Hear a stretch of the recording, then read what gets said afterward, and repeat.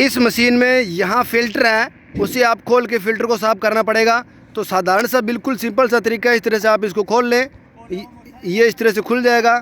खोलने के बाद आप ये ढक खोल के ये जो फ़िल्टर है इसे साफ़ कर सकते हैं। करके बताना भाई कैसे होगा।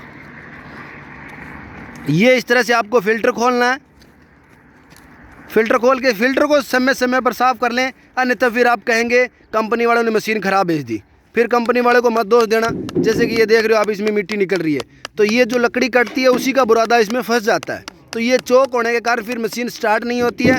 आप कहोगे कंपनी ने मशीन ख़राब भेज दी। तो मैं फिर से कह रहा हूँ मेरे किसान साथियों से कि इस फ़िल्टर को आप अवश्य साफ़ कर लें, ताकि आपकी मशीन की जो लाइफ है वो लंबी रहे। अभी जैसे कि आप देख रहे हैं इसमें ये कचरा है, तो ये कचरा इस फिल्टर में से ही निकला है। तो ये धीरे धीरे अधिक आने के कारण ये क्या प्रॉब्लम हो सकती है। और ये इसमें चौक सिस्टम अगर स्टार्ट नहीं हो, थोड़ी बहुत ठंडा टाइम हो, तो आप इसे थोड़ी चौक को यूँ खींच लीजिए ताकि स्टार्ट में आसानी रहेगी। ये छोटा सा प्रोडक्ट है और बहुत ही काम की चीज़ है।